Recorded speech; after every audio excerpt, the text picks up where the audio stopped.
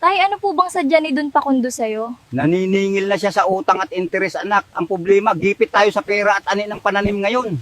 Magkano po ba ang naging utang mo kay Don Pakundo, Tay? Medyo malaki-laki, anak. Tapos ang laki-laki pa ng interes bawat buwan. Tara, Tay, umuwi na muna tayo sa bahay para makapagpahinga ka ta. Okay, anak. Medyo pagod na rin katawan ko, kakabugkal ng lupa. Anong ginawa mo sa kwarto ko, Bagwis? Ba't ang gulo-gulo at ang dumi-dumi? Sabi ko sa'yo kanina, huwag magkalat sa kwarto, hahays!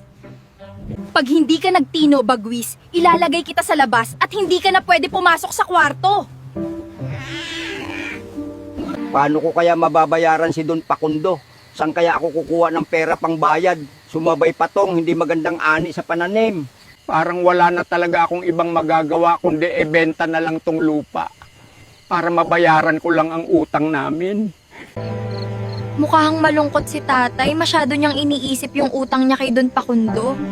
Ano kaya matutulong ko kay tatay? Puntahan natin yung pananim ni tatay na mais, Bagwis. Tingnan natin kung okay lang.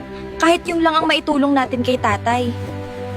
Mukhang hindi talaga maganda ang ani ni tatay ng mais ngayong taon.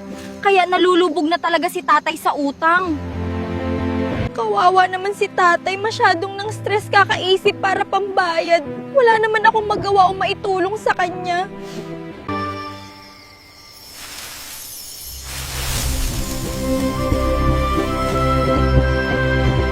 Bakit biglang tumubo yung mga mais? Paano mo yun nagawa, Bagwis? May kapangyarihan ka pala? Matutuwa talaga si tatay nito bukas pag nakita niya yung mga mais niyang pananim. Gumanda yung tubo.